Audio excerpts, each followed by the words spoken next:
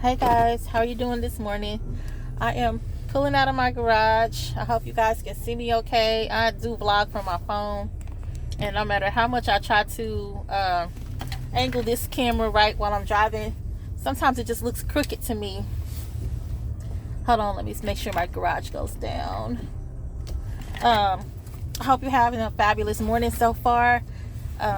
If you're not, like sometimes me and Talia have rocky mornings. We just go round and round about clothes and different things. But if you're not having a good morning, what can you do to turn that around? What can we do to turn it around when we have those rocky mornings? I always teach Talia that we can redirect ourselves. Sometimes we may not have a great start to our day, but it's really about how we finish the day and how we don't allow those things that happen in the morning time affect our whole entire day. So that's just what I teach her and what I try to live by, whatever. But I wanted to jump on and just give you some updates. Eyes look funny. It looked like I'm not looking directly in the camera. Hold on guys, because I'm driving. Today I'm okay. There are days when I've had some darker days or whatever, due to, again, for those that are new here to my channel, I was laid off in May. I've been plugging away and looking for work like every single day. Hold on guys. Hold on. And I've had some, several interviews of late, but I've been applying for work since before I got laid off, actually. And I've been getting a lot of no's. When you're getting those constant rejections, and you got all kind of bill collectors calling you multiple times a day, it can be very, very taxing. I hope you guys can see me okay. But God, my faith in God has kept me. I'm not perfect. This is basically like a transparency video as well as an update video. You guys seem to like my transparency videos. One of the reservations I had with getting on YouTube, and I've talked about this before, is I'm imperfect. I still have some struggles. I still have so much that I need to work on, right? And we all do. Nobody is exempt from needing to work on some things. But I'm just a real big accountability person, in that I just don't want to get on here and pretend that I have it all together, or that I have all the answers, or that I'm this perfect parent, and that I'm this perfect mother, that I'm a perfect friend, because I'm not. How many of you guys know that even if you're of a particular age, or if you're middle age, or if you're young, that you have to be taught certain things? And if you're not taught certain things, then you got to somehow learn how to get it for yourself. But I believe that, when you are taught certain things, when you have more knowledge, that's what I believe. When you have more knowledge and more information, then you can therefore make better and informed decisions, And so there just is a lot of things that people might assume that I know, or people make assumptions that you should know certain things, but they don't know your background and your backstory. They don't know what you've been through. They don't know what you've been taught, what kind of environment you grew up in, what you've learned. And so, I just think sometimes we can be judgmental without having full facts. We judge books by their covers, and we make assumptions without having the full facts. And I'm not one to make excuses for myself, guys. I just don't want to be one way on camera and a different way off camera, and I am like to a certain degree. Not all of me is different off camera, but I can say that there are some things that I really, really need to work on. There are some things about myself that I'm not happy with, that I want to change, both physically, mentally, emotionally, and spiritually.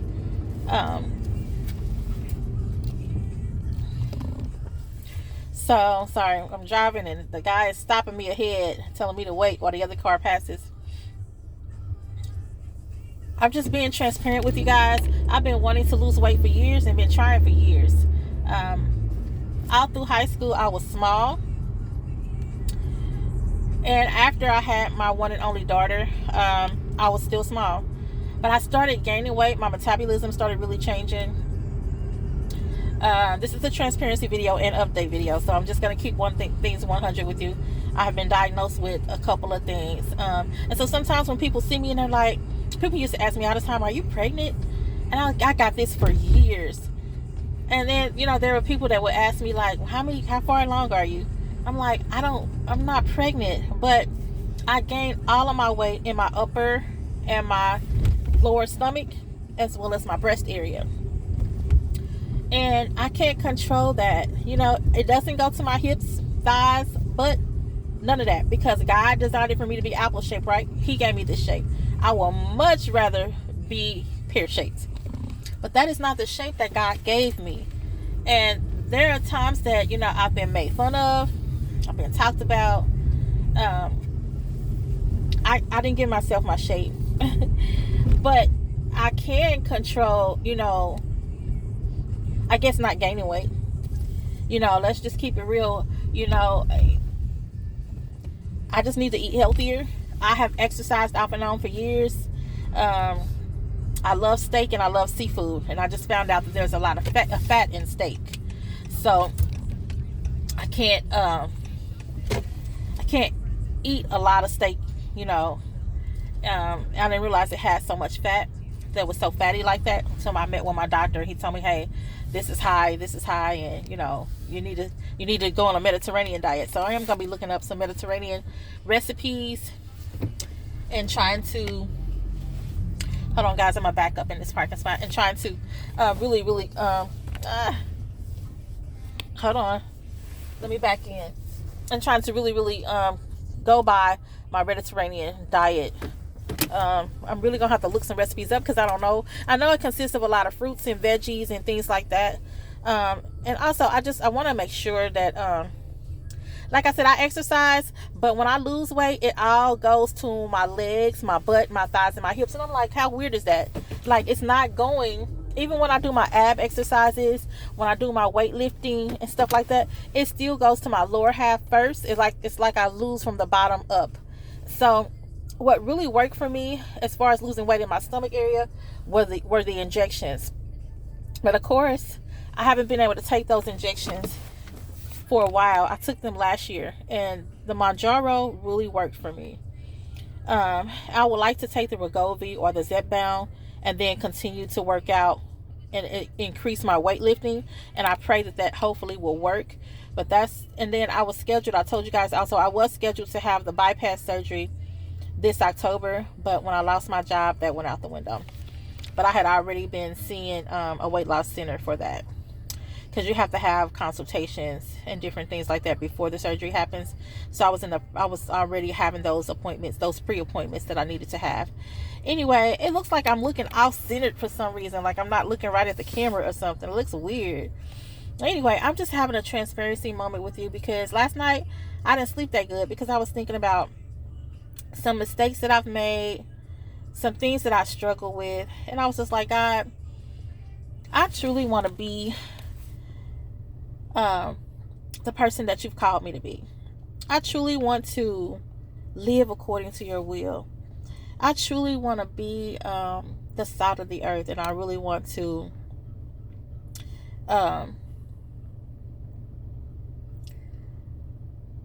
exhibit those things. I really want to bear the fruits of the Spirit. And how about, I know that I bear some of them, but I want to bear all of them. I have been struggling with some things, so I'll tell you a little bit of a backstory. I won't go into a lot of detail this video. I'll have another video where I'll explain in more detail. But if you guys have any questions about anything, or if you want to, converse with me about anything, and if you want to know anything, if I feel like it's not too personal, then I will, discuss those things. But what you don't know is that I've been married for a long time. We have been living separate for the past year and a half. He wants to get back together and move in together, and I don't. I don't want to live together. It's been a very toxic, unhealthy, and even more than that, marriage. This is my first marriage. I've never been married before. I didn't have any examples of my family from anyone of marriages. My biological mom was not married, never married. My aunt, my great aunt that raised me, who I consider my mom, passed away in 2021. She married, but and her marriage lasted a while, but they divorced, and that happened before I came into her life. So I never saw any examples of healthy marriages or unhealthy marriages. I never was exposed to any of it. I was exposed to relationships like boyfriend girlfriend type of relationships, but not a lot of that. What I was exposed to, the relationships that I did saw that were boyfriend girlfriend, that were abusive. So there's so many things that I didn't know prior to getting married. I would like to tell every parent out there that has a daughter or a son to prepare and talk to your children and teenagers and young adults about marriage before they get married, so that they can have, so they can make a better and informed decision about whether they want to get married. I always talk to Talia about, like, you may decide you don't want to have kids. It might be the norm. Society may say, oh, you got to get married by a certain age, or you should have kids by a certain age. And I told her the other day, I said, Talia, what if you decide you don't want to have kids? What if you decide that you want to be single for the rest of your life? What if you decide that you don't want, all of that? I said, it's okay. Whether you decide that you want to get married, or whether you decide that you want to stay single and not get married, if you decide that you don't want any kids at all, you just want to be a godmom to other people's kids, and that way you can have them, you take care of them when you want to take care of them, spend time with them when you want to, and then you give them back to their parents. It's up to you, but don't let society or social media or outside influences make your decision for you. And I want to also, teach, just teach her that marriage is hard. Relationships, even boyfriend girlfriend relationships, is hard. It's a lot of give and take. It's a lot of compromise. It's a lot of being willing to not be selfish. It's a lot of being willing to doing something that somebody else wants to do sometime, even if you don't want to do it or like that thing. And then the other person, still, they may not want to do something that you want to do, but then, as being in a relationship, you gotta make those sacrifices and compromises sometimes. It's a lot of work. I'm just gonna keep it real with you guys. Sometimes we don't even talk to our young adults or whatever before they get married about all the, like, as a woman, we wear so many more hats than men. Shout out to my great fathers out there that do help kids with their homework, that do take kids to the doctor's appointments, that are hands-on. But I'm telling you that just from my friends, people that I talk to, this is my own personal experiences, people that I know, they don't have that kind of help from their husbands. Some of their husbands or boyfriends are just providers, so they feel like if they are the ones that's making the money and paying all the bills, they don't feel like they necessarily have to help or do anything else.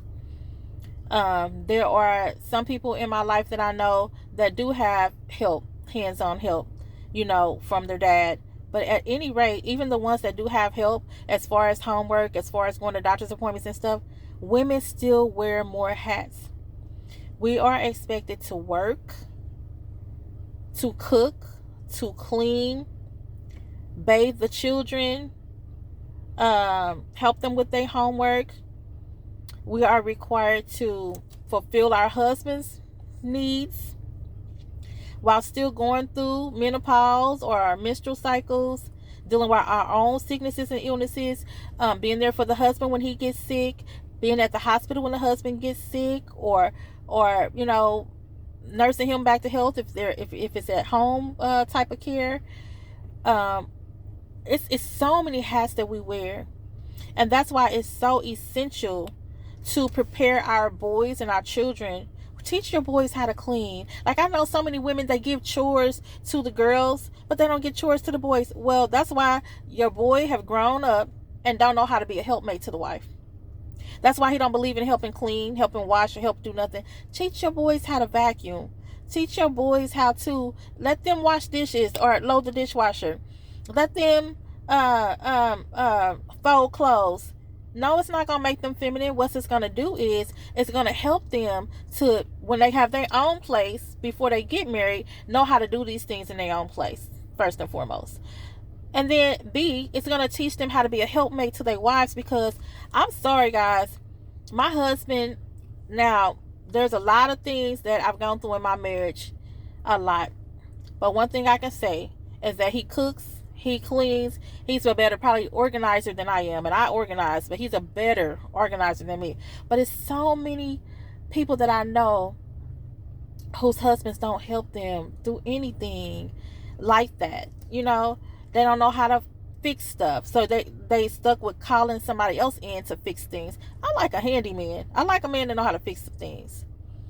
And so I'm saying all that to you guys to say, let's make sure that we are teaching our boys the same things that we teach our girls. We teach our girls to, I teach Talia how to do laundry. She don't know how to do it on her own yet, but I've been teaching her, taking her with me, not to the laundromat. I have a washer and dryer, but I've been showing her how to wash. I'm not ready for her to do it on her own yet, but the same thing that we teach our girls, we should be teaching our boys. We need to just prepare our kids. I feel like there's so many things that I wasn't prepared for because it wasn't taught. Again, I wasn't taught self-love. I wasn't taught, this is not a pity party that I'm having, guys. I'm just trying to keep it 100 with you so that we can be better parents, so that we can be better with training our children, and so that we can be better ourselves. You know, like, I'm trying to, on this path of healing, I'm on this path of reinventing myself, trying to become an entrepreneur. Like, I'm 53. I just turned 53 in October. Talia and our birthday are the same day. And so I was just like, I didn't get a chance to do what I wanted to do. I did what made Talia happy and what made my other grandkids happy, because it was all about the kids. But how about sometimes I want to be able to do something that I want to do. I am a caregiver. I have been caring for Talia since I was 42 years old. When I gained custody of her, I had 48 hours to make a decision. 48 hours to make a decision, or she was going to go into state custody and foster care. And I love her with all my heart. I do not regret my decision. I've had a lot of tough, hard years, and I know that everybody has their own story. Everybody has gone through things. But when I tell y'all, I've gone through a lot of mental and emotional stress. And I just want to be able to live my best life now. You know, because as we get older, some people end up having health issues. They can't get around good. I saw my Mama Vera, my great aunt who raised me, who I consider my mom. You know, her health just started declining, and then she ended up with Alzheimer's and dementia, diabetes, and different things like that. She had a hard time getting around. Her feet swelled up so bad.